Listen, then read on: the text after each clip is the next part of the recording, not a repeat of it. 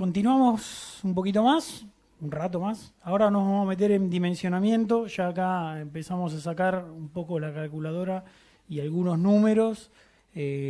Vamos a ver dos métodos. El método como para sistemas con baterías, el cálculo de las baterías, y el método como para sistemas conectados a la red de distribución eléctrica.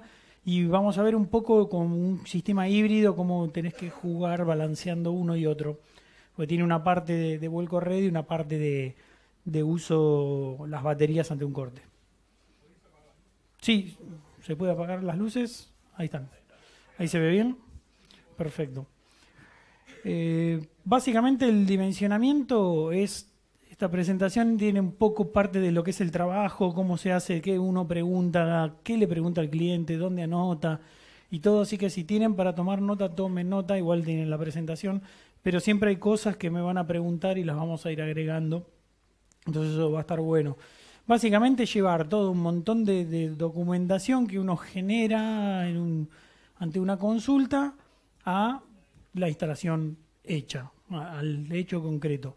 ¿Cómo funciona esto? Normalmente lo que piensa el cliente del otro lado cuando te llama es una cosa así.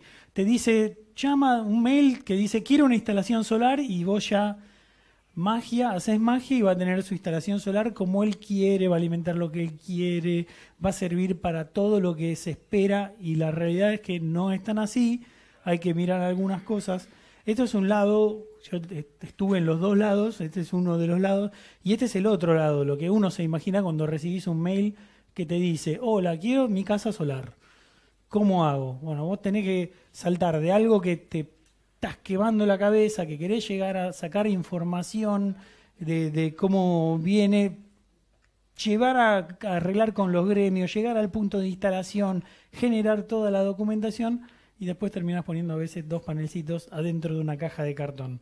De un punto al otro, en el medio hay un abanico gigante de instalaciones y de cosas que de verdad se hacen en el mercado. No es tampoco para subestimar al que es nuestro cliente, que tendrá que cuidarlo y darle la mejor opción, pero la realidad es no hay mucho conocimiento de qué se puede, qué no se puede hacer y qué te dan estos sistemas. O sea, es como cualquier elemento que uno se compra. Yo no me voy a comprar un lavarropas, le tiro 4 cervezas adentro y digo, y ahora quiero la cerveza fría. No funciona así. Bueno, acá pasa más o menos lo mismo. Hay cosas para cada uno de los usos que vamos a tener. Las expectativas, esto mismo que les decían, es el primero de los contactos que tenemos, siempre es altísima expectativa en lo que puede hacer el sistema solar. Eso es lo que uno se encuentra normalmente. La gente que se acerca a los sistemas solares es, o hasta el momento, ahora está un poco cambiando, pero gente que está entusiasmada por tener un sistema solar. Y nosotros tenemos que bajar eso a datos que podamos usar para dimensionar. O sea, primero tenés que empezar por la ubicación, ¿es apropiada para la tecnología? Julio lo mostraba en la base Marambio, pero a rasgos generales, en Ushuaia no le vas a meter un sistema fotovoltaico, por ahí vas a ir a un sistema eólico. Pero todo lo que es del Río Negro para arriba, fotovoltaico va muy bien, todo lo que es pegado a la cordillera va bastante bien, el noroeste ni hablar, tiene casi la misma radiación todos los días del año, entonces, y no llueve nunca, son los lugares para estos sistemas ideales. ¿Qué puede esperar del sistema? Lo que les decía antes, este inversor es de 3 kilowatts, ¿y le podemos meter 5? No. O sea, es de 3 kilowatts. O sea, ¿qué parte de 3 kilowatts no tienen un margen se llama clipping, que se puede sobredimensionar un poco según cómo acomodas los equipos, pero tiene unas características técnicas, y ahí está la clave, son características técnicas precisas y te tenés que manejar en esos rangos. Sí, pregunta. Bueno, me pregunta si puedo poner en paralelo varios equipos. Este es un sistema conectado a red. La referencia de ellos es la red eléctrica. Los dos se van a trabajar perfectos acoplados a la red. No se van a molestar uno con otro, porque los dos están mirando el mismo parámetro. Estamos hablando de la salida de alterna del equipo. Los dos miran el mismo parámetro, no va a haber problema. De hecho, si hubiera problemas, si yo pongo uno en esta vivienda y pongo en una vivienda de enfrente, igual habría problemas. En realidad es la entrada de alterna, que funciona como salida para nosotros, pero este tiene una entrada de continua, que es los paneles, y después tiene una salida de alterna, que es lo que se conecta a la red. Igual, sí. Sí, sí, sí, sí. Preguntaba si puedo poner un sistema idéntico, repetir el sistema uno al lado del otro. Sí, lo puedes repetir. Lo mismo. No se ven entre ellos, no están tomándose entre ellos como referencia, toman la red.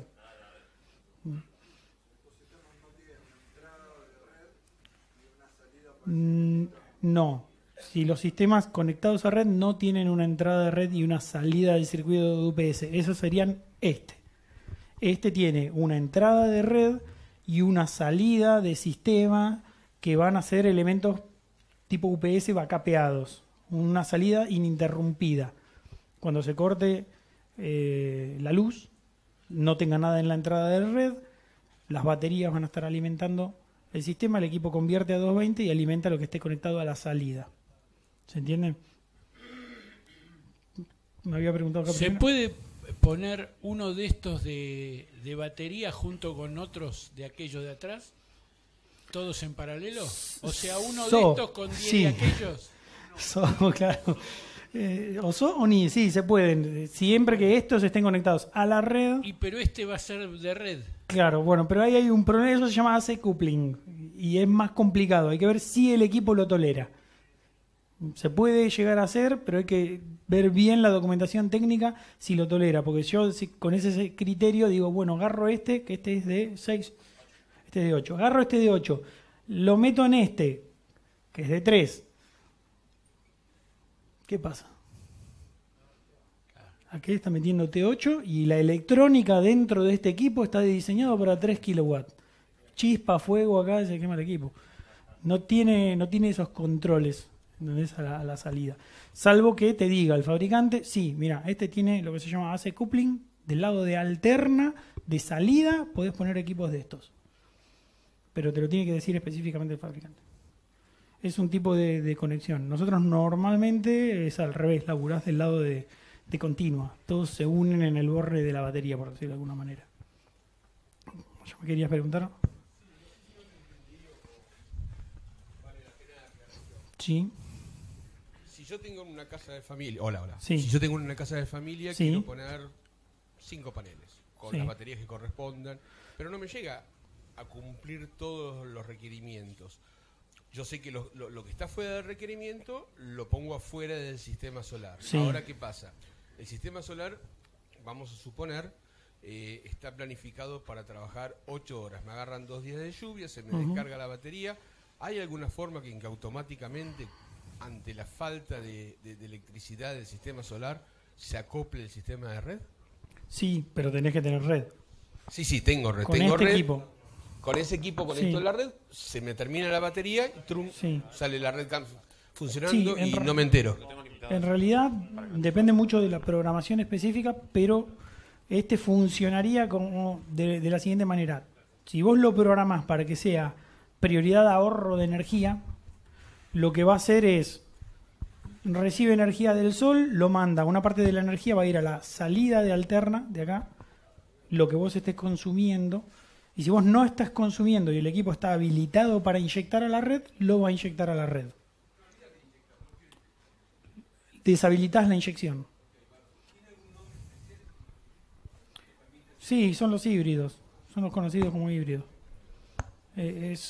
Hacen la función de un sistema off-grid y a la vez tiene la posibilidad de comportarse como un on-grid.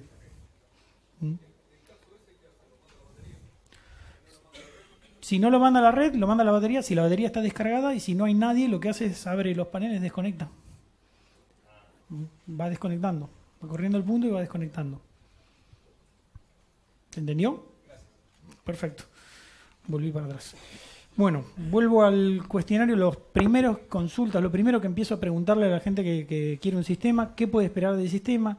¿Cuál es la disponibilidad de energía? Esto que decías, ¿qué banco de batería por ahí le pones? ¿O cuándo va a tener? ¿Cuántos días nublados suele haber en esa zona? Son toda información que tenemos que más o menos manejar para saber qué sistema le vas a poner. Limitaciones de la tecnología, lo mismo. Es importante que la gente entienda esas limitaciones. Porque vamos a ver un poquito, tenés una cantidad de energía que uno recibe diariamente del sol, que depende del día en el que estás, ¿no? Y de la hora, la potencia en sí. Pero a lo largo del día recibes una cantidad de energía determinada.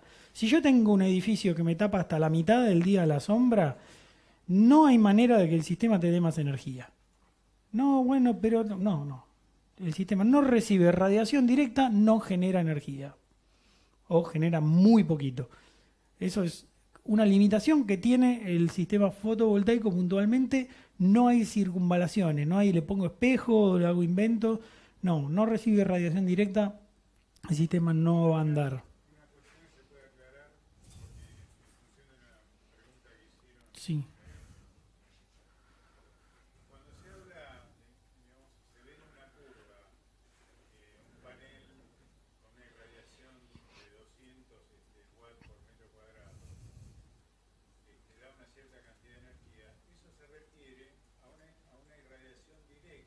Claro. Nada más que muy atenuada por el ángulo, digamos.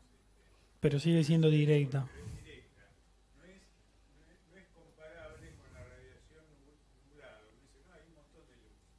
Pero esa radiación no es la nublada, no es la que sirve en ese caso. Por más que parezca más luz que esa luz que entra, digamos. Sí. O sea, vos necesitas radiación directa. La radiación global, que se conoce como todo lo que uno ve, tenés un componente que es difuso, si hay nubes, tenés un componente que es la reflejada o albedo, y tenés la directa. Nosotros necesitamos directa. Eso es sol. El sol, derecho, atmósfera, panel. Nada más en el medio. O sea, todos los demás componentes baja mucho la producción de energía. Costos de instalación. Lo mismo, hablar con la gente y que entienda cómo, lo que les decía antes, pero el sistema, los paneles son caros acá, bueno, pero es un montón de energía que uno está pagando de antemano para un sistema que dura un montón de años. Ya van a aparecer otras formas de pagarlo en tiempo. Y si entiende que los paneles van a modificar la visual de la vivienda, los paneles van al sol. Lo mismo, la gente los quiere después esconder porque por ahí no quiere que se vean. Tienen que ir al sol, tienen que estar a la vista y tienen que recibir radiación directa. Empezamos a juntar datos para el relevamiento, ubicación geográfica. La ubicación geográfica donde se va a hacer la instalación es muy importante porque con ese dato nosotros vamos a obtener la cantidad de radiación que recibimos en esa zona con varias herramientas que yo ahora les voy a mostrar. ¿Cuál es la tecnología más apropiada para la demanda? Lo que hablábamos antes, está en el medio del campo y tiene solamente un grupo electrógeno, está en un ámbito urbano, es una industria que quiere hacer solo un ahorro de energía. Entonces esas son cosas que hay que ver. Normalmente la gente tiene un preconcepto de qué es un sistema solar fotovoltaico y a veces no es el adecuado para el sistema. Sí. Una pregunta. Con el tema del cableado, ¿tenés caída de tensión? Sí. Cableado, caída de tensión, lo vamos a ver en la última presentación. Se calcula igual que, prácticamente igual que el de alterno. Sí. El equipo electrónico más lejos. Sí. De hecho, vas a terminar así normalmente, porque los paneles van en el techo y el equipo va a ir en un lugar más cercano al tablero, normalmente. Y lo bueno es que tenés, acá vamos a ver las características después del equipo, tenés una tensión bastante alta para trabajar. Puedes trabajar en hasta 500 voltios, puedes laburar acá, entonces la caída de tensión es mucho más generosa. Subís la tensión, bajás la corriente y podés llevar más lejos la energía. Tecnología apropiada para la demanda, limitaciones en el terreno, lo mismo, depende de dónde vayamos a poner el equipo, fotos, planos, datos precisos del sitio. Contamos con consumos eléctricos y podemos disponer de presupuesto si es necesario para viajar y hacer una visita. Es importante lo de la visita, se los cuento por experiencia personal. Le pidió al cliente, me manda fotos de dónde va a ser la instalación y el señor me manda una foto de él parado en el medio del campo y me dice, la casa está a 200 metros adelante mío. Buenísimo. ¿Dónde está la casa? Yo no veo la casa, no sé si el techo me voy a poder subir, no sé si voy a poder poner los equipos en algún lugar, si es techo de chapa, si es un techo de chapa de plástico, por ejemplo, o esta chapa de cartón que se está usando mucho en muchos galpones. Esos son datos que hay que obtener, hay que tratar de obtener información para poder dimensionar correctamente. Entonces agarramos esos datos de relevamiento, ubicación, vamos a sacar de la tabla, por ejemplo, el PV Watts, un sistema que es gratuito en internet para sacar datos de información, la NASA, hay algunos software que Meteonorm que también tiene datos de radiación, y la Universidad de Luján tiene el Atlas de radiación de la Argentina. Entonces, esas son fuentes de información que nosotros vamos a buscar para sacar datos que vamos a meter en la fórmula y saber cuántos módulos voy a necesitar. Esos datos de radiación y viento, si fuera un sistema que tiene energía eólica, o para saber cuáles son los vientos que tiene que aguantar el sistema. Y tipo y tamaño de la vivienda son información general sobre dónde va a estar hecha la instalación. Esto es de dónde saco los datos. Sí.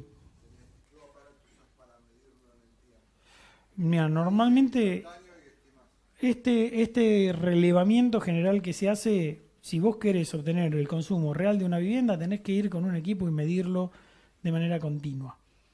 Como nunca, no es viable hacer eso, económicamente no es viable ir y dejar un equipo de medición en una vivienda y volver al año y decirle, bueno, vos gastás este patrón.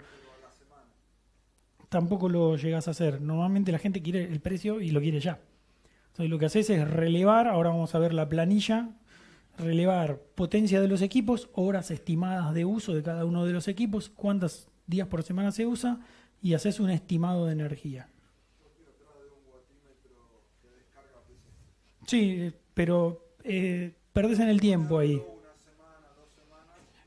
Si lo pones una semana, estás una semana atrás del que le dio la respuesta al otro día. Sea equivocada o no. Estamos hablando de un aspecto comercial. Yo voy, te pongo el watímetro y te digo, también depende del cliente, ¿no? Y te digo, bueno, dentro de una semana te voy a decir el precio. Si la persona está interesada en hacer la instalación y lo quiere hacer ya, vas a ir a buscar a otro que le diga el precio hoy. Eso es parte de cómo se mueve en general. Bueno, acá tienen un poco para de dónde obtener datos de la ubicación del lugar, planillas de cálculo, que es lo que usamos normalmente, los datos de radiación, de dónde lo pueden sacar.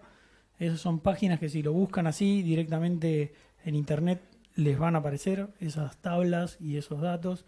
El Atlas de radiación solar del grupo de Luján está disponible para descargarlo, entonces uno va, lo descarga, y si no lo podés descargar, la gente de Luján es súper abierta, les mandás un mail y te lo mandan. Sí. Claro.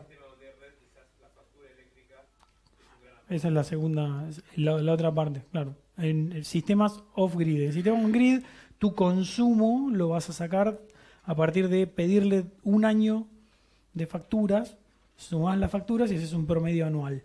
También lees los datos estos que vas a obtener de estos atlas de otra manera. Si vos tenés un sistema off-grid, puro, sin red de ningún tipo en el campo, vos todo el año querés energía.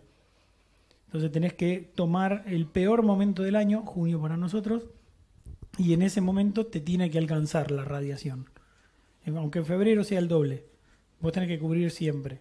En cambio, en un sistema donde vos tenés un domicilio y tenés una normativa que te permite inyectar, pasa el promedio anual de energía, porque vos lo que buscás es maximizar el rendimiento de energía del equipo a lo largo del tiempo. ¿Se entiende? Son dos conceptos. Para off-grid es consumos puntuales. ¿Qué querés alimentar? ¿Cuántas horas? ¿Qué potencia tiene? Eso sacás la energía. Y para un sistema on-grid es cuánto querés ahorrar. Igual ahora cuando lo veamos en el cálculo se separan estos dos sistemas. Bueno, la documentación y la planilla, que es lo más básico que vamos a usar para sistemas off-grid o interactivos, donde vos vas a ver qué ambiente es en el que está determinado artefacto, el artefacto, si es motor o no, la potencia, cantidad de esos artefactos, vas a hacer un subtotal de uno por el otro, te vas a anotar ahí el valor. Si es un motor, tiene picos de arranque, eso es importante para algunos equipos, porque cuando arrancan todos los motores juntos van a exigirle más al inversor. Entonces tenés que fijarte que el inversor tolere esos picos. Horas de uso, acá tenés porcentaje de la potencia, es una cuestión más comercial. Horas de uso de cada elemento, como cuántas horas está en funcionamiento. Normalmente la heladera se ponen entre 8 y 10 horas de uso de la potencia que te dice, porque la heladera no está prendida todo el tiempo, ¿no? ¿Se entiende? Días de uso a la semana y el consumo diario de energía, que es el subtotal de potencia por las horas de uso por días sobre días. Y eso te va a terminar dando el consumo diario de cada elemento. ¿Cuánta energía necesitas para cada uno de los elementos? Sí. Nosotros sí, se lo va a aguantar en relación al tiempo. Pregunta si tiene que tolerar el pico entero del motor, el sistema. Te conviene dimensionarlo porque en el momento que se suman dos picos juntos, que es una eventualidad que poco probable, pero que, ¿y si pasa? El equipo se va a proteger, él se va a apagar automáticamente, el cliente se queda sin energía. ¿Entendés? Y ahí empiezan, si nunca le pasó, ¿qué va a hacer? ¿Cómo reacciona? ¿Con qué pasó? Exactamente. Entonces, yo por experiencia siempre tomo todos los picos.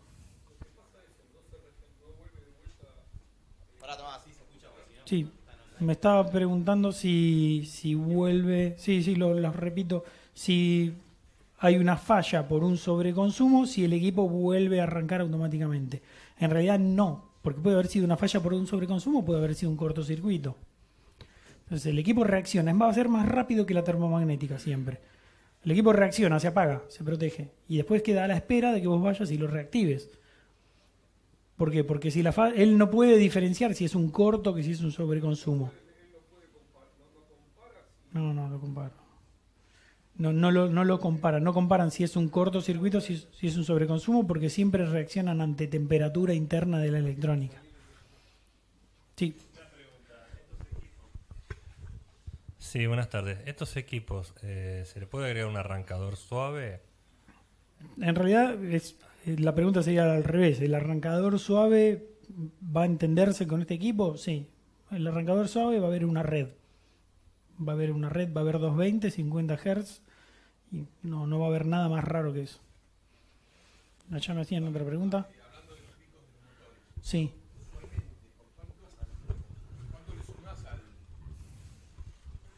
Hablando de los picos de los motores, ¿cuánto sumás? Claro. Yo acá estoy sumando genéricamente un 4 más. 4 más. Sí. Una vez la pones en la potencia nominal y después le pones 4 más. Una heladera que tiene 360. Lo que pasa es que allí no, o sea, piénsenlo de esta manera. ¿Cuánto tiempo le van a dedicar a una cotización? Eso es importante. Yo le voy a dedicar 6 días o le voy a dedicar 20 minutos para tener ya la cotización en la calle y tener una respuesta a alguien que te pidió. Entonces, tomás números generales. Te vas a tratar de cubrir en muchos números. Con un 4 me cubro. Con un 4 te cubrís ya. Y si uso la princesa, bárbaro. Sí, con un 4 te cubrís. Después, si hay un motor que tiene un arranque suave y no tiene un 2 de pico, bueno, lo podés ajustar manualmente, no te va a cambiar demasiado. Bueno, lo que hacemos después es sumar, por un lado, todas las potencias, todo el subtotal de potencia, que eso va a ser mi demanda de potencia simultánea, que es la potencia que tiene que aguantar el equipo off-grid cuando se corta la energía, ¿no? O un interactivo cuando se corta la luz, y la energía total. Herramientas de dónde obtener coordenadas y buena información. Este link está bueno, tiene mucha información, les deja diagramas parecidos a esto, ves por dónde entra y sale el sol y demás. Toda información muy buena comercialmente. Obtenemos las coordenadas y la ubicación de los componentes. Ojo con esto. Las baterías tienen que ir en lugares que no los vas a meter adentro de un placar donde tiran los zapatos. Entonces tienen que tener algún espacio determinado para esas baterías. Va a tener que ir acompañado de un fusible, va a tener que ir acompañado de cableados de sección grande. Entonces hay que ir pensando dónde se van a poner las cosas. Datos de energía ahora. Estos son fuentes de información que te brindan distintas páginas, son gratuitas. Este es uno que es uno del que más usamos porque es bastante rápido y sencillo de usar. lo que te va a dar es, según las coordenadas que vos le ponés, te va a dar el valor, una tabla con los valores de energía promedio mensual a lo largo de todo el año para cada inclinación de módulo. Después vas a tener la tabla de datos de radiación de la Universidad de Luján, que esa es la página también de la Universidad de Luján, y después hay otro que es el Global Solar Atlas, que es bastante nuevo, te da información de si yo pongo 1 kilowatt de paneles en esta zona, cuánto me va a dar en energía a lo largo del año. Todas herramientas válidas. Por ahí el Global Solar Atlas es más práctico para lo que es sistemas conectados a red, porque te dice la energía anual que te va a dar con esa cantidad de paneles. Y el de la NASA es más para sistemas desconectados, para sistemas off-grid, en isla o interactivo, porque te va a dar cada mes cuánta radiación va a estar dando en general. Esta es la planilla que les mostraba antes. Bueno, tienen la misma planilla con los cálculos y como ver potencia por cantidad me da el subtotal de potencia, y subtotal de potencia por horas por día me da la energía que voy a necesitar yo. Para relevamiento on-grid, lo que hablábamos antes, factura. Sumamos los 12 meses y lo divido por los 365 días del año. Ese me va a dar mi demanda promedio anual de energía del sistema. ¿Por qué? Porque el sistema fotovoltaico todos los días va a generar una cantidad de energía determinada. Y yo lo que voy a querer es que una parte de lo que yo consumo lo ponga el fotovoltaico. Entonces se mira de otra manera. Vos estás buscando un ahorro general más que alimentar un consumo puntual. Ya tenemos la ubicación geográfica, latitud, longitud, demanda de energía, la tabla, recurso energético, NASA o el grupo Gersolar, y los datos de instalación física del sistema, o sea, dónde más o menos lo vamos a poner. Ya tenemos cierta idea de algunos parámetros. Toca definir si es solar en isla parcial con backup, o sea, estos son este equipo, isla es off-grid, o conectado a red. Acá tenemos híbrido, por si había eólico, no lo miren eso.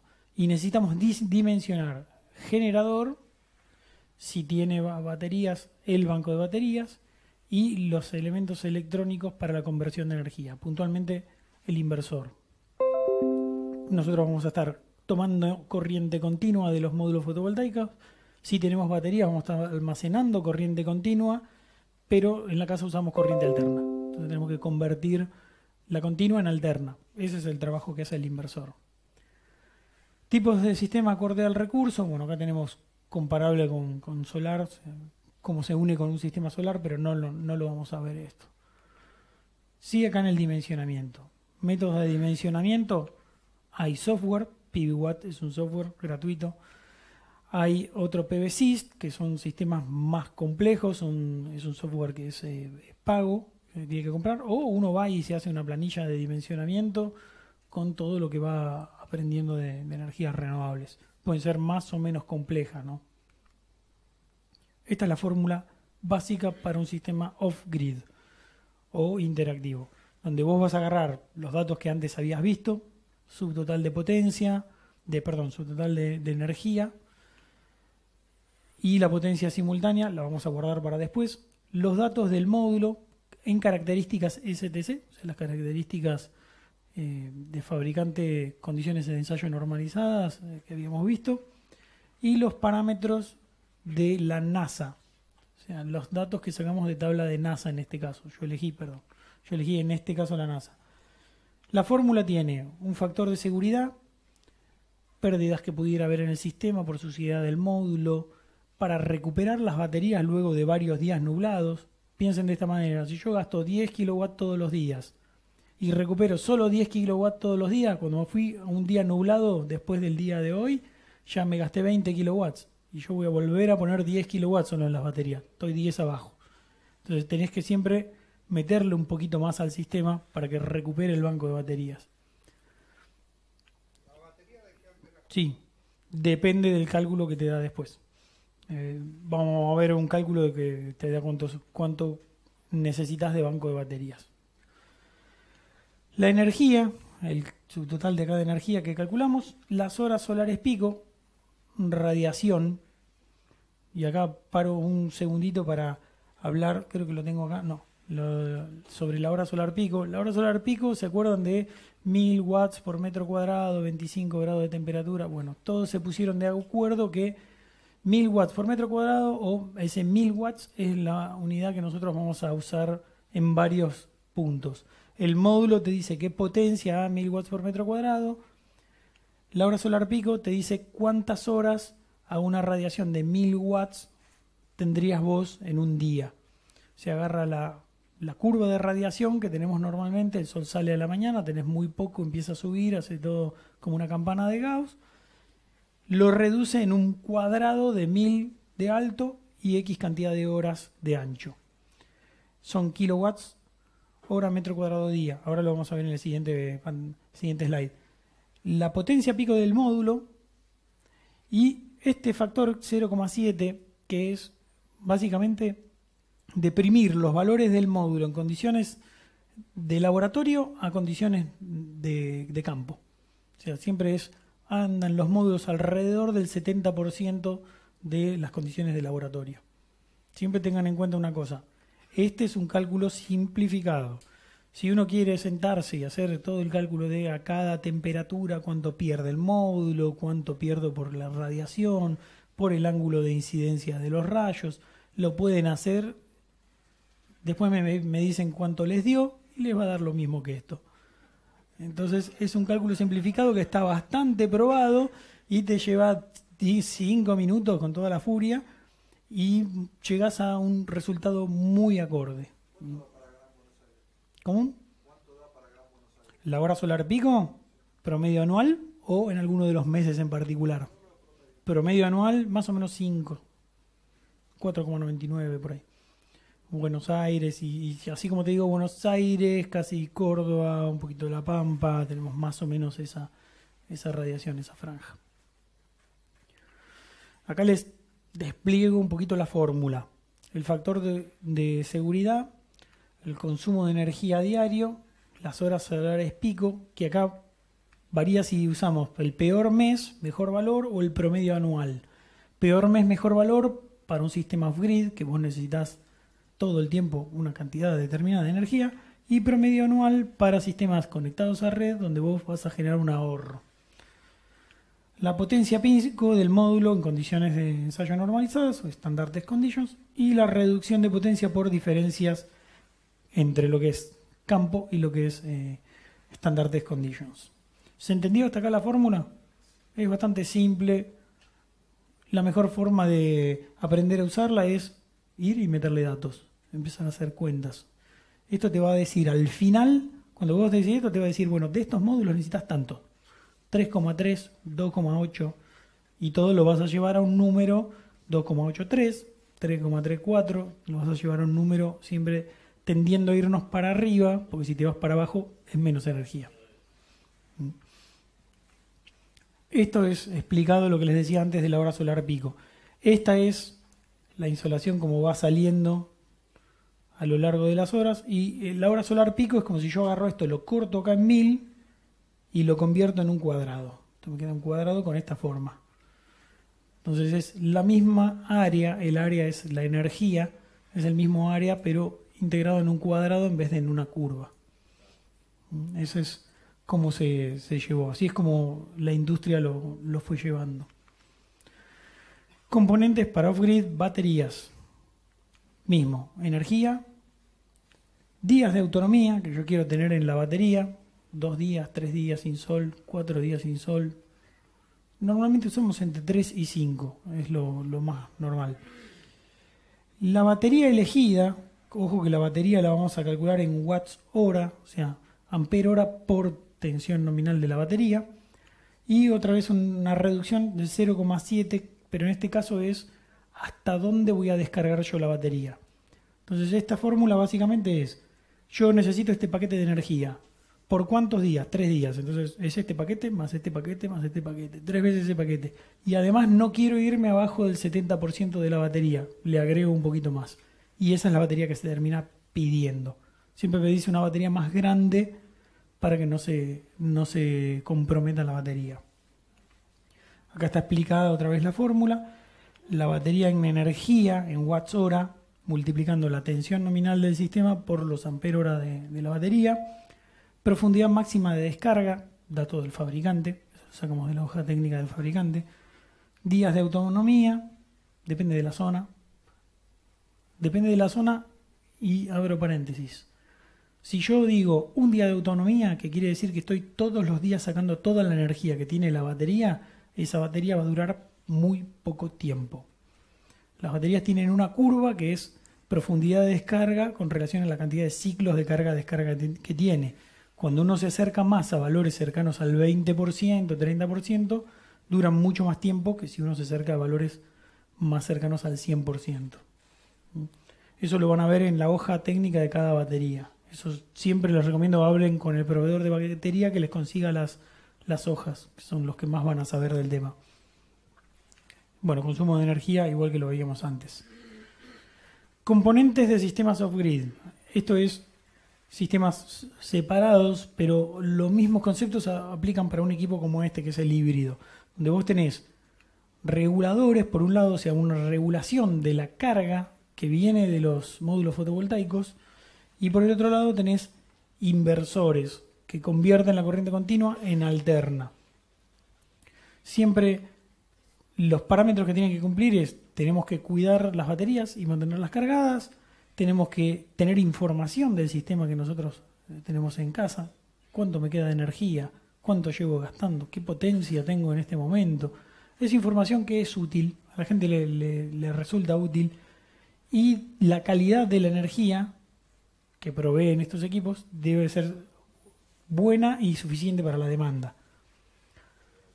Acá tenemos entradas PWM y MPPT, que lo van a escuchar nombrar mucho. Hasta hace unos años PWM era como lo que había, no había mucho más. Y si uno quería un MPPT, ahora les voy a explicar bien qué es cada uno, te salía muy caro. Hoy en día el MPPT, que es modulación, máximo Power Point Tracking, seguimiento del punto de máxima potencia, es mucho más barato. Ha bajado de precio la electrónica, entonces se están acercando mucho más. De hecho, hay pocos equipos de PWM hoy en día con potencias importantes.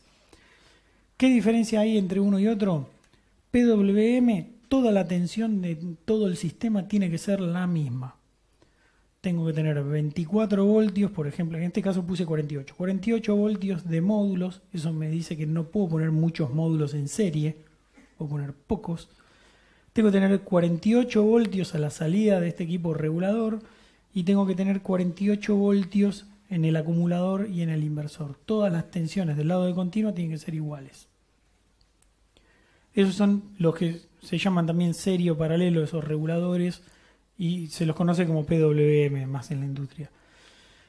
Y después MPPT, que es seguimiento del punto de máxima potencia, lo que hace es tratar de dejar que el módulo trabaje lo más cerca posible de esa curva de máxima potencia. ¿Se acuerdan de la curva del módulo? Que era una figura como con un codo a la derecha arriba donde tenía su máxima potencia. Bueno, el módulo quiere trabajar con esa forma, el PWM no lo deja, el MPPT sí. Le permite subir la tensión, pero después convierte en continua a la tensión que necesita la batería.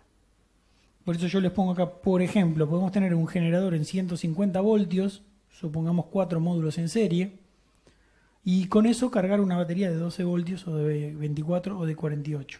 El equipo internamente convierte los valores de tensión y corriente. Lo hace solo, no hay que hacer mucho más. ¿Qué nos permite esto? 150 voltios nos permite, para las caídas de tensión, irnos más lejos, cables más finos, laburar todo en serie. Eso quiere decir bajo con 2 cables. Si yo tengo que poner 10 módulos de estos y trabajo en 24 voltios, estoy bajando con 20 cables. Si yo trabajo todo en serie, estoy bajando con 2 cables, porque los módulos están todos conectados entre ellos arriba.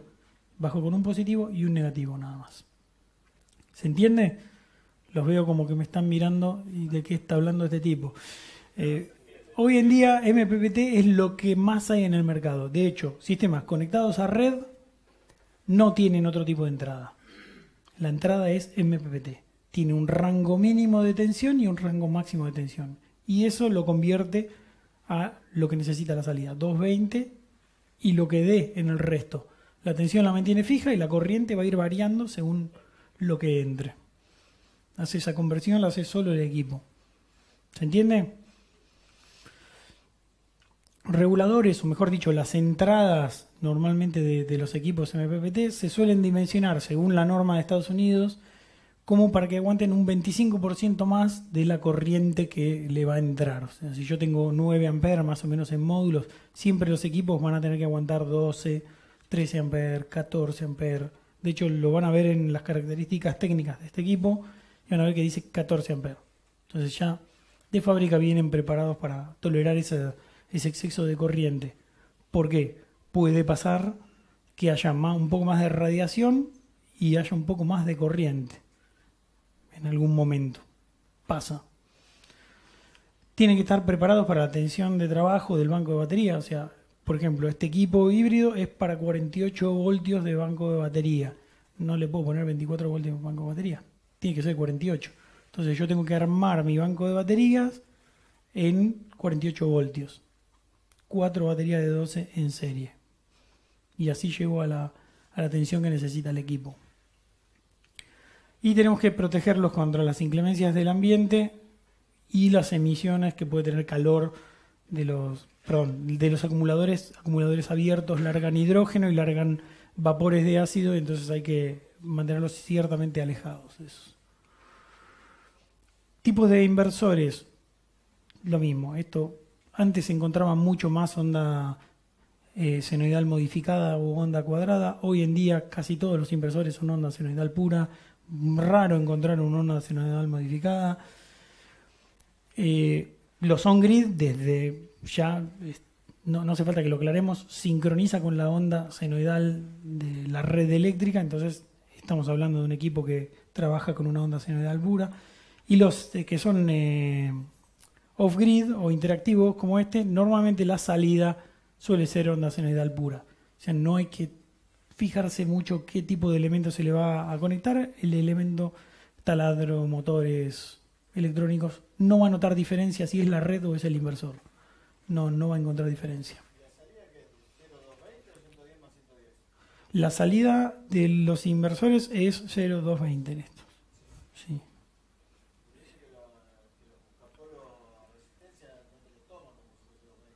Buscapolo a resistencia porque vos no estás en el mismo loop de tierra que tendrías que estar. Tiene que ver con eso. Ah, el de 2 polos. Sí. Llega a prender 110. Ahí habría que ver el buscapolo o el elemento de medida. Me decías, lo paso para la gente que está online. Me preguntaban si lo que tiene de salida a los equipos es 220. Sí, es 220, no es 110 con punto medio, es 220. Sí. Lo que pasa es que hay que ver cómo está armado esto por modulación y cómo lo ve el buscapolos. Pasa más por el equipo de medición. Sí, no tiene problema. El equipo va a ser... Sí, es más rápido que la termomagnética el equipo ante una falla.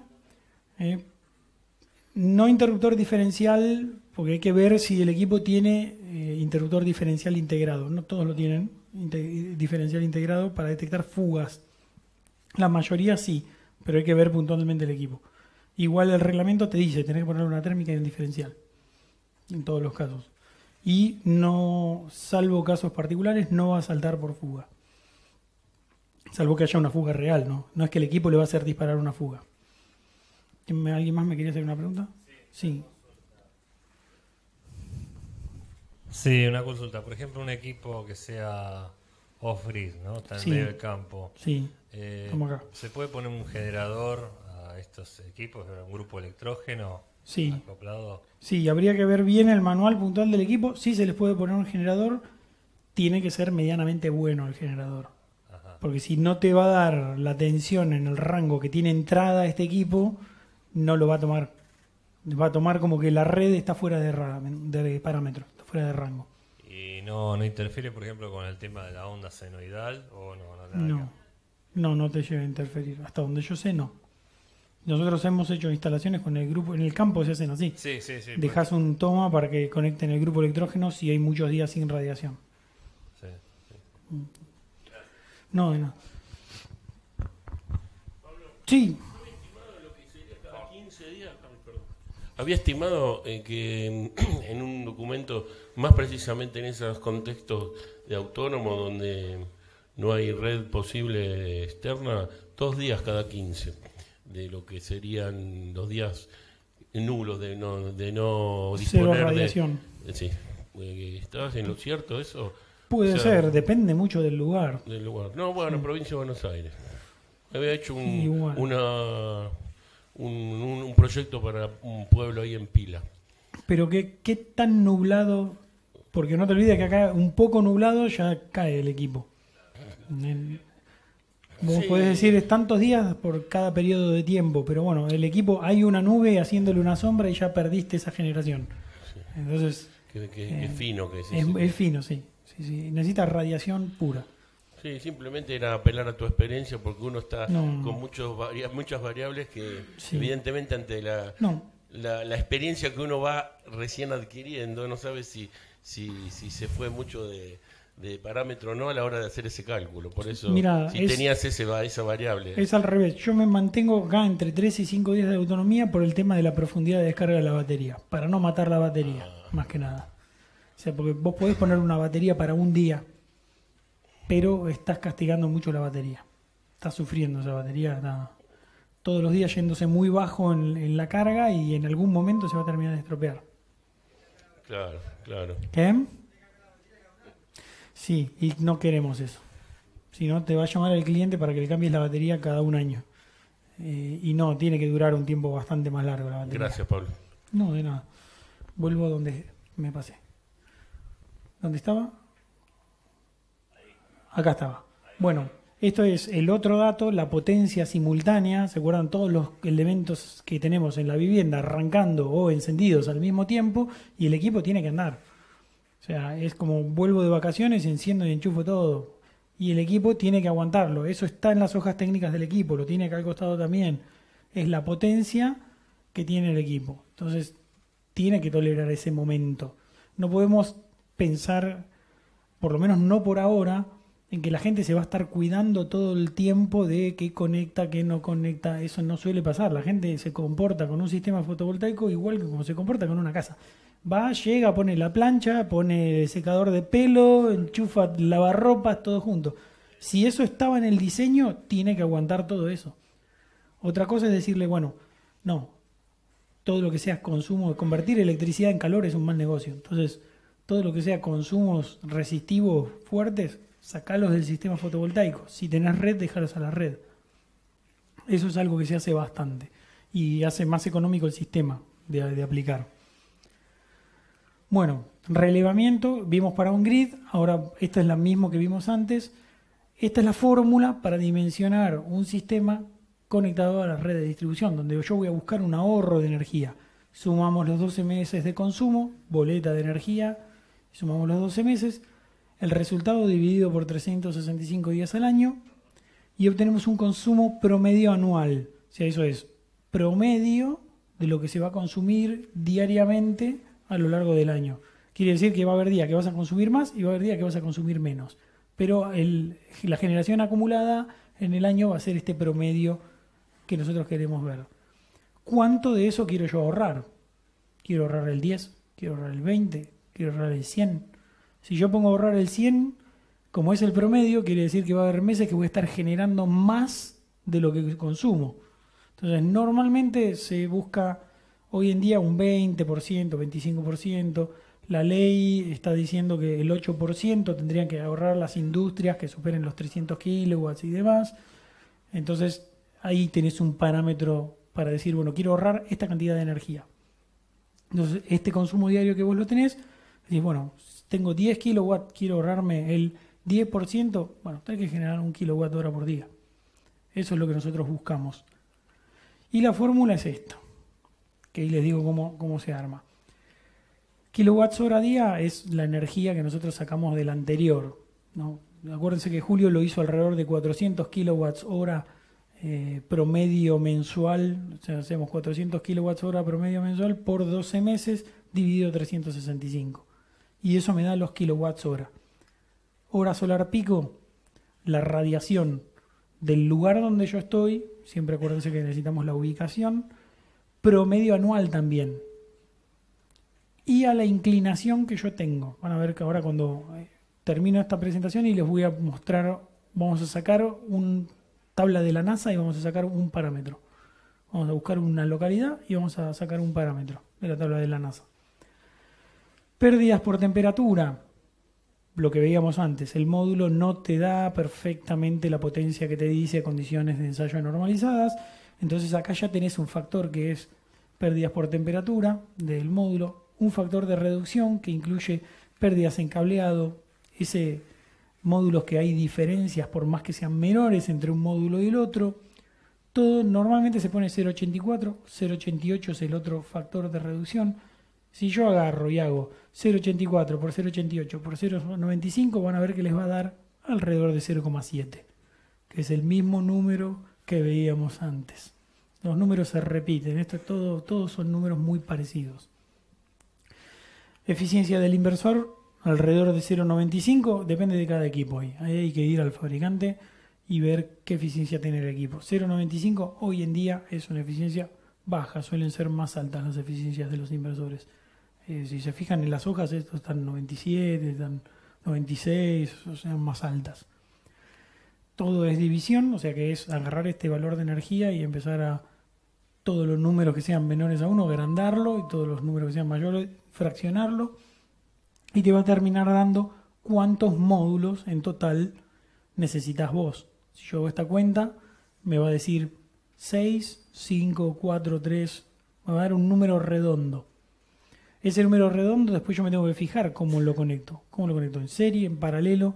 Ahí es donde el equipo, vamos al manual y nos va a decir, bueno, tiene una tensión de entrada de entre tanto y tanto voltios. Empiezo a poner módulos en serie y me da. Lo bueno que tienen es que la marca tiene un dimensionador para elegir online, gratuito. No se mete la cantidad de módulos que quiere poner, la potencia, y elegís el equipo. Eso está bueno. Si no, siempre pueden preguntarle a los chicos de comercial que ellos te dicen, bueno, tengo que poner 12 módulos. El equipo que te va es este, ponelo todos en serie y listo. Eso siempre están para dar una mano con eso. ¿Se entiende esta fórmula? Yo sé que ahora les parece todo esto chino, pero después se sientan tranquilos con la presentación y empiezan a hacer las cuentas y te va a dar cantidad de módulos puntualmente. Sí. Sí, señor. Sí, señor. Y los chicos también. O sea, si no tenés una cuenta en el, llamás a Carlos y ellos te dicen. Sí. Sí, hay que tener en cuenta el espacio físico que tenés.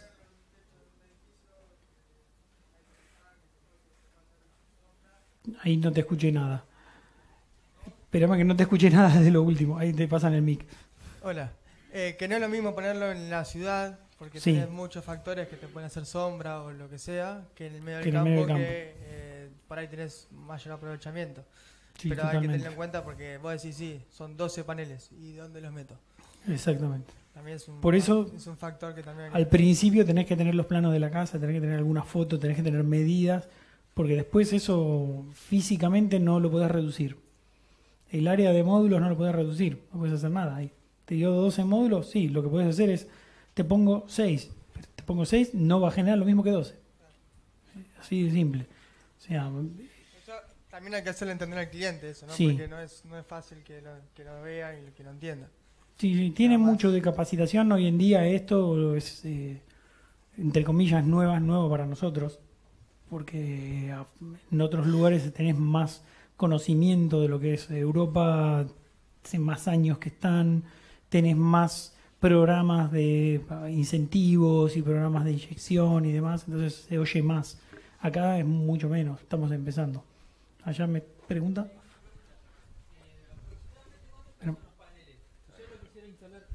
Sí, hola. Si Sí, yo lo sí. quisiera instalar tipo en una casa con tejas, Sí, ¿aguantará el peso? sí. ¿Los Son paneles, 27 kilos por... los que veíamos antes son 27. Este de acá son 18 kilos y es más o menos 1,5 metros cuadrado. Entonces tenés 18 kilos cada 1,5 metros cuadrados.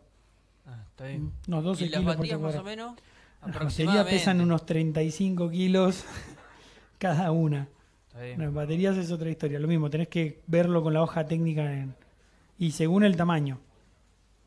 Bueno. La GEM depende de la tensión de la batería, tienen razón los chicos también. Pues si tenés baterías en 12 voltios y 220 amperoras, estás hablando de 60 kilos. Más o menos. Disculpame, se me pasó una pregunta y ahora... Volvió. Volvió. Cuando instalás paneles, la Sí. inclinación, Sí. digamos, para la provincia de Buenos Aires, Sí. Córdoba, Santa Fe, ¿cuál es la inclinación óptima? La óptima. Claro, de No ahí te- después la discutimos. Depende para qué. Empiezo. En principio, para Supongo- poner paneles para generar electricidad. Ya sé, pero ¿para qué? Quiero hacer un uso off-grid.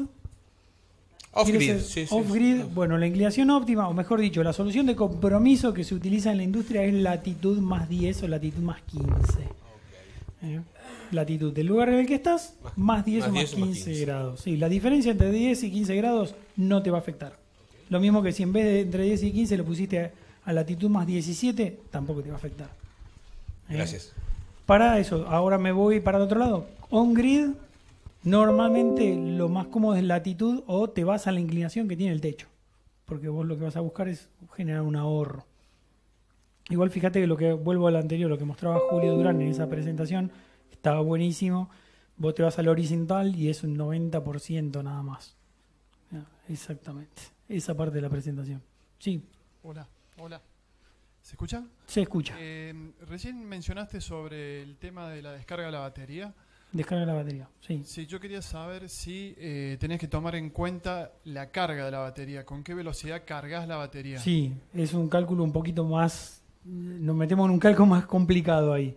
Si vos cargas a más del 20% de la capacidad de la batería diariamente, perdón, no diariamente, por hora, tiene como una reacción más violenta y evapora mucho más líquido y también le hace mal. Claro, pero Eso lo tenés- ¿solés tener problemas con este tema? No, porque el inversor es bastante inteligente como maneja la batería. Vos cuando lo pones en marcha programas los parámetros, le decís esta batería es de 250 ampere-hora. La tensión por vaso es tanto, la tensión total, flote, ecualización, le pones todos los parámetros y el equipo va a hacer una carga inteligente. Tiene un cargador de baterías inteligente adentro. No solemos tener problemas. Me pasé. Sí solemos tener problemas si te quedaste corto en paneles en relación a batería, por ejemplo. Le pongo 40 baterías, 2 paneles. No va a andar. ¿Entendés? Tiene que haber una relación siempre entre uno y otro. Sí, La carga de la batería. carga la batería. No, Sí, el equipo está cargando constantemente la batería. sí, pongámosle sí. ¿No? Está tratando de recuperarla siempre. Está recuperando siempre. Sí. ¿Y qué capacidad tiene en un caso de corte? O sea, que vos no tengas sol por un Y par de depende días. de los paneles. Que no tengas sol. Claro, que no tengas sol. Depende de la función cargador del equipo. Ahí tenés que fijarte en la hoja técnica. No me acuerdo de memoria. ¿Te acordás, Carlos, cuánto tiene? En la hoja técnica acá al costado lo dice. Yo tengo 70 amperes de carga.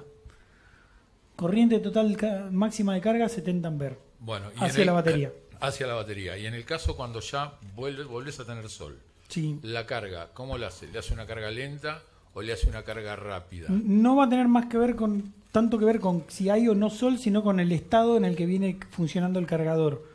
El cargador primero va a hacer una carga rápida, después va a llegar a la tensión de corte, después va a bajar a flote. Claro, Siempre. porque sabemos que las cargas rápidas a las baterías las comen. Las matan, sí. Las matan.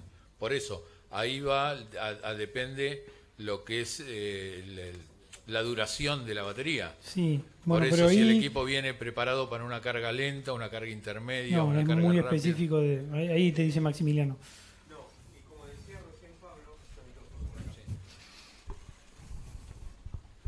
No, como decía recién Pablo,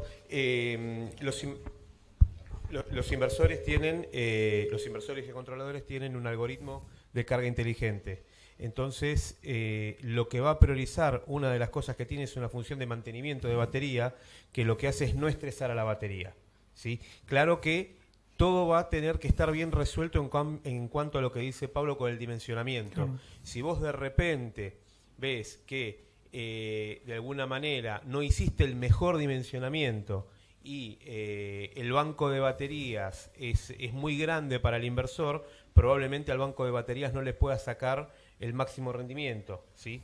En cuanto a la carga, el perfil de carga, como te decía recién Pablo, cuando la batería está muy descargada tenés como una rampa de carga relativamente rápida, no es una carga acelerada como las que conoces a veces cuando te quedás sin batería y llega la grúa y te hace una carga acelerada, no es de esas que realmente te perjudican la batería, pero sí es una carga más acelerada que cuando ya la batería está en un 70 u 80% de su capacidad, donde ahí empieza a cargar más gradualmente, ¿sí? De cualquier manera, cada uno de los inversores que lleva baterías, porque nosotros llevamos baterías, cada uno de los que lleva las baterías tiene dentro del manual del inversor el perfil de carga que utiliza, ¿sí? Eso después en los datos técnicos pueden entrar a la página, ver los datos técnicos de cada uno de los modelos de los inversores, y no dentro de la ficha técnica, que es digamos, es algo resumido. Sí, dentro del manual está en la parte técnica el perfil de carga que usa para las baterías. Asimismo, cada inversor también tenés, como te decía, un mínimo y un máximo de baterías que te puede utilizar, ¿no? Para sacarle el máximo provecho tanto al inversor como a las baterías. Buenísimo. Lo tengo por acá. Se lo paso yo a alguien que pregunte. ¿Se entendió? Clarísimo, veo.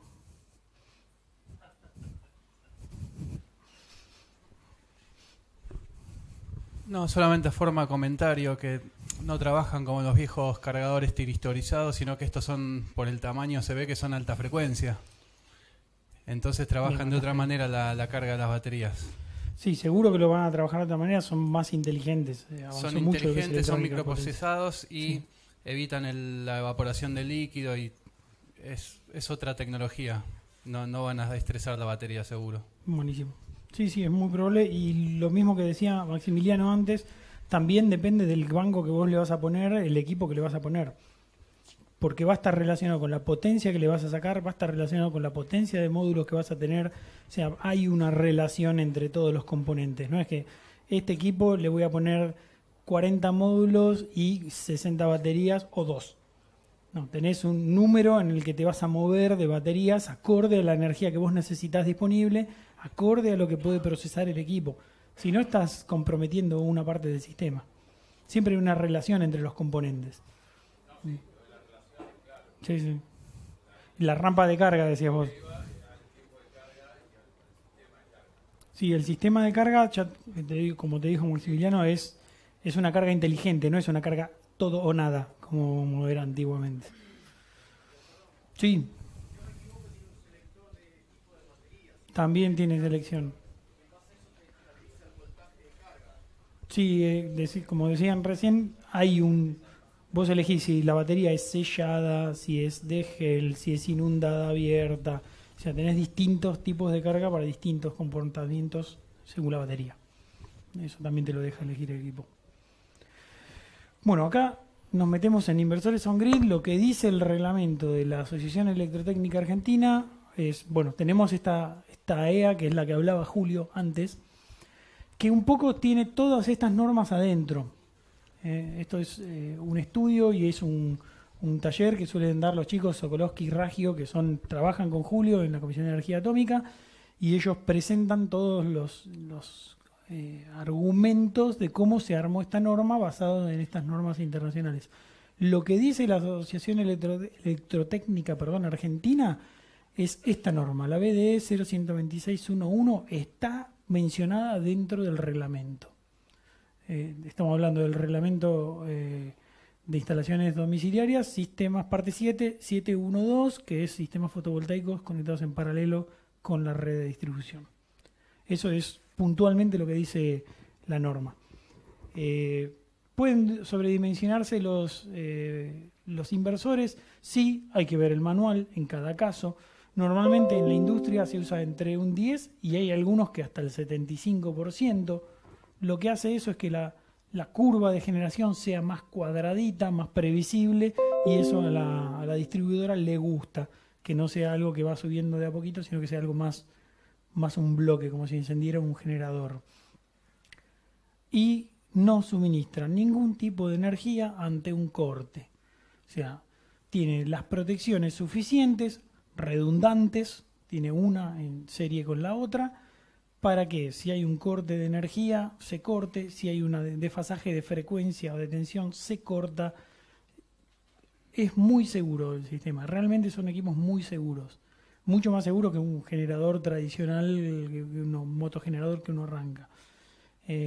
Y como le pongo acá, son generadores puros, o sea, es un equipo que está generando en paralelo con la red de distribución eléctrica. Con eso ya tienen que desterrar todo lo que es, bueno, pero justo arranca la heladera, es un generador puro conectado en paralelo. Lo que no pone él, lo pone la red. Siempre tenemos ese balance trabajando ahí. Estamos hablando de on-grid, ¿no? No sistemas híbridos u off-grid. El on-grid, todo lo que él no puede aportar, la diferencia viene de la red. Entonces acá la potencia instalada en la casa no es tan importante como la energía consumida por la casa. Es como que la potencia la podemos dejar un poco de lado, salvo que querramos, recién hablábamos con los chicos, alguien me había preguntado por una potencia específica que necesitaba cubrir en cierto momento, bueno, se dimensiona de otra manera. Pero lo importante acá es que generás energía y generás un ahorro de energía. Lo que no llega al equipo porque no hay sol, lo pone la red. La diferencia la pone la red. Acá no hay autonomía en este equipo. Estamos hablando de un conectado a red. ¿Está claro eso? Eso es importante. Y es una diferencia grande cuando alguien compara un sistema con baterías con uno sin baterías. Para empezar, son mucho más baratos los sin baterías, porque no están las baterías. Punto. Eso lo hace más barato. Es un componente menos. Ni hablar de la mano de obra, que es menos elementos para transportar, instalar, ver dónde lo ponemos y demás. Entonces, es un mercado muy interesante el de conectados a red. Es algo muy, muy interesante. Estamos todos apostando mucho por eso. Y acá está la página de Growatt con el Shine Design, que es la página del fabricante que te deja elegir el equipo en base a la potencia. Sí, ¿querías hacer una pregunta? Decime, yo te la repito acá.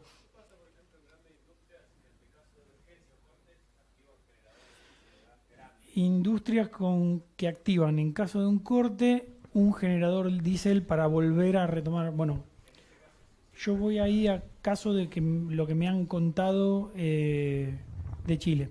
Esto me lo contaron, no lo vi yo.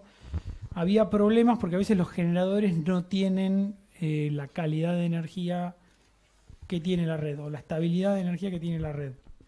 Y los equipos podían llegar a tener problemas. La verdad que no escuché yo de otras experiencias. Sí sé que algunos fabricantes te dicen que se puede poner un generador puntualmente en paralelo con el equipo. Eso sí lo he escuchado. Ahí tenés. Perfecto. Ahí tenés. ¿Hay alguna relación específica entre la potencia del generador y la potencia del generador solar, por ejemplo? ¿Tiene que ser 3 veces más grande el generador diésel? Mirá, no te conviene que te pases en potencia solar porque va a tratar de motorizar el generador. No, por eso. Generalmente debería ser más grande el generador. El generador, sí. Diésel o gas.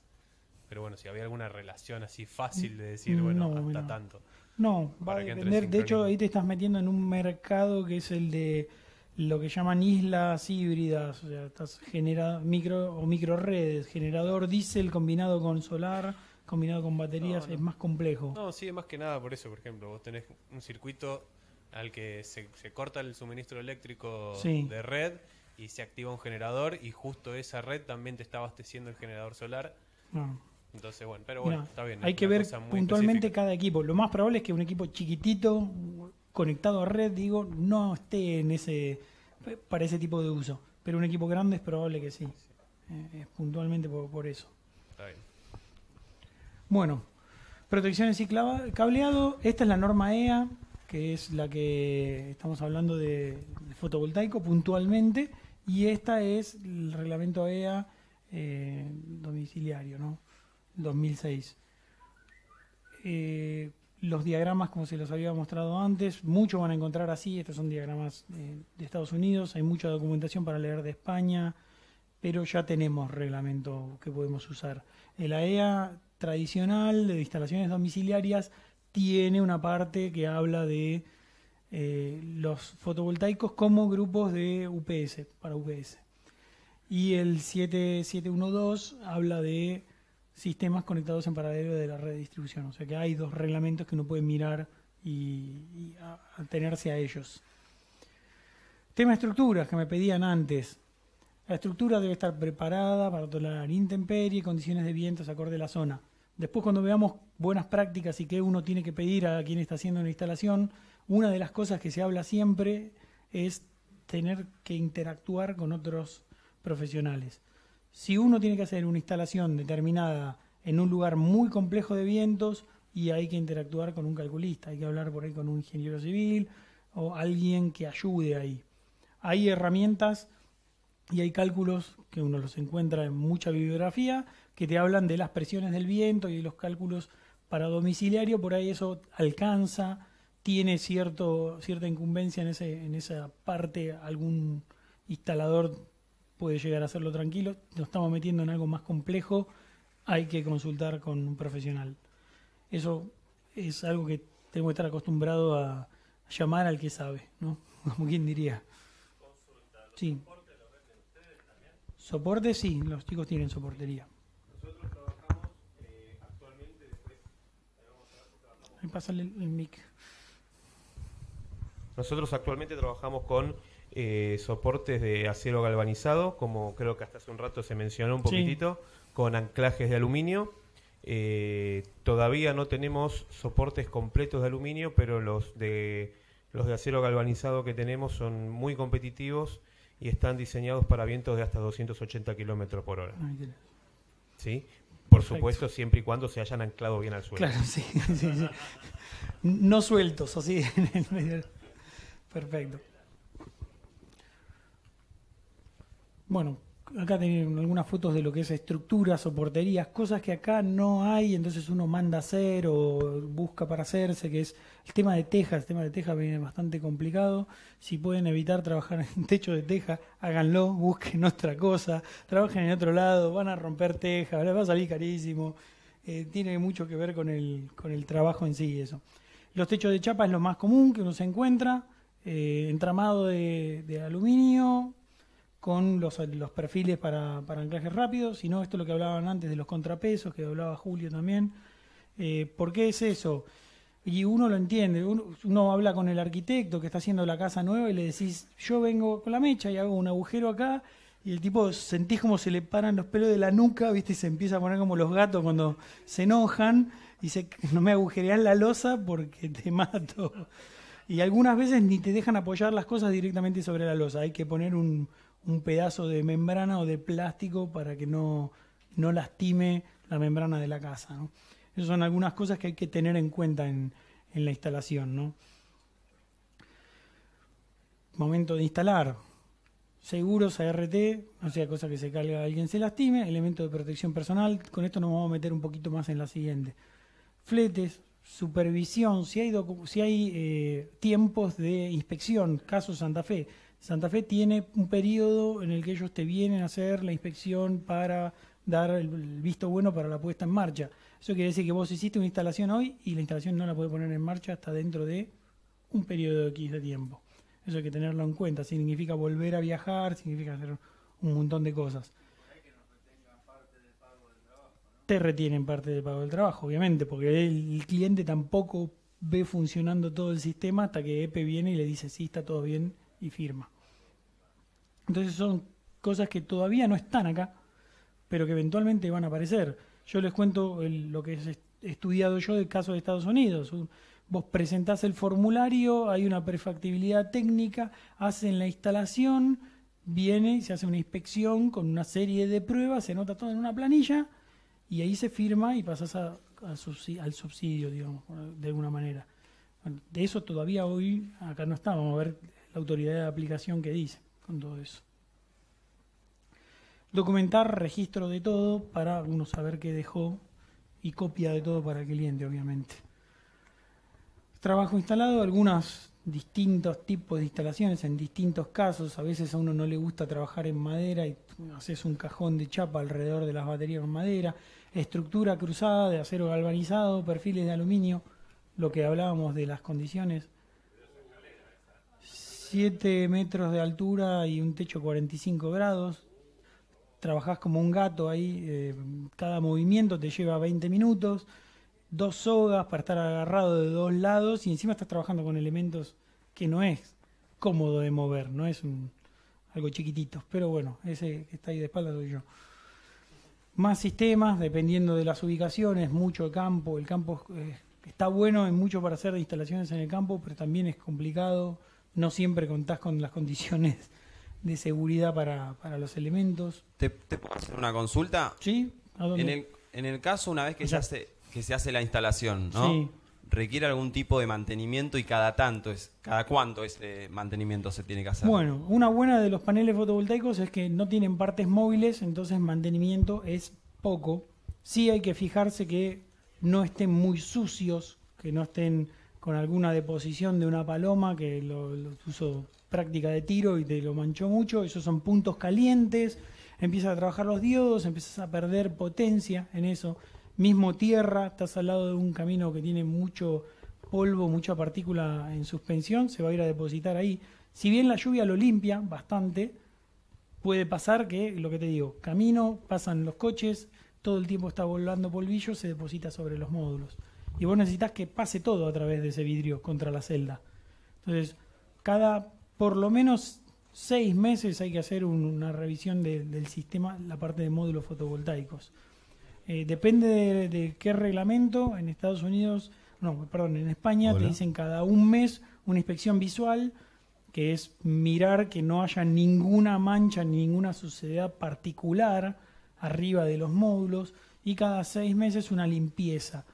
La limpieza se hace o a la mañana o a la tarde, cuando el módulo está frío, no cuando está caliente, para que no haya choque térmico. Agua sola, ningún tipo de elemento de limpieza, ni blem, ni le vayan a poner querosén, ni gasoil, ni nada. ¿Quién lo hace? ¿La persona, el cliente o lo hace uno? El mantenimiento lo puede hacer el cliente, si considera que lo puede hacer él, lo haces vos, pero incluye un costo, que es un costo que vos vas a tener que cobrar. Podés arreglar o abonos de mantenimiento o mantenimiento preventivo puntual en un momento que te llaman, programarlo. No hay una solución única para eso. Eso es sistemas sin baterías. Esperen que voy ahora a sistemas con baterías. Sistemas con baterías, si baterías son abiertas, hay que mirar el agua. En principio, cada 15 días te dice el fabricante, después se va espaciando cada un mes y después hay que tomarle el ritmo a la instalación. Según como vos usás, cargas y descargas, va cambiando el mantenimiento con la batería. La batería hace espacios ventilados siempre, sin presencia de llama, porque las abiertas largan hidrógeno. Si son las selladas, ahí no hay tanto problema, pero las abiertas sí. Espérame que me habían preguntado. Te hago una consulta. En caso de granizo, un cobertor o algo. Granizo, sí, hablábamos antes con los chicos, los módulos vienen certificados contra granizo, hay una norma que los certifica contra granizo. Si caen esas piedras monstruosas que caen una vez la última fue hace 5 años, 6 años, y ahí ya no, depende mucho de la inclinación del módulo, de la zona en que estás. Granizo tradicional no tienen problema. Y después de ponerle cobertor, todo lo que vos cubras es menos radiación que está recibiendo el módulo. Entonces, estás arriesgándote a perder energía. En térmica no es tan sensible, pero en fotovoltaico sí. Sí, una consulta. Estos equipos, si yo los instalo en la costa atlántica, por ejemplo, Mar del Plata, o ambientes salinos. Ambientes salinos, ¿soporta la corrosión? Mira, hay una norma IRAM que es específica de ambientes salinos. Y esa norma IRAM está basada en una norma IEC. Hay que ver específicamente si la cumple esa. Es cuestión de ver las normas que cumple el equipo. Muy probable que sí. Tenés muchas áreas cerca de yo digo por el tema de las conexiones, porque se oxidan, de la corrosión. Bueno, lo que pasa es que acá las conexiones, después lo vamos a ver, los equipos tienen un terminal que se llama MS4, que es un terminal IP67, o sea, no hay entrada de líquidos ahí. No va a haber corrosión en ese punto. Después ya marcos, estructuras, bulones, eso sí, eso es otro tema. Tendrías que ver bien cada uno de los módulos que cumpla con la norma de ambientes salinos. Y después la estructura, ahí vas a estar sujeto a algo que cubra.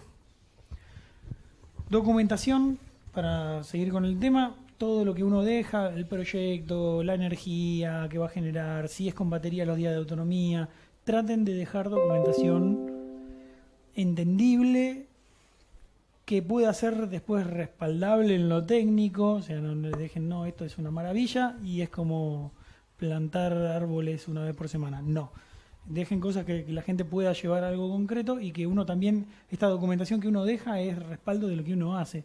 O vos llegás y después te encontrás que los cables están todos dados vuelta, bueno, vos tenías una documentación que dice cómo estaba todo puesto. Hay una parte de documentación que le queda al cliente y una propia que se genera con la instalación.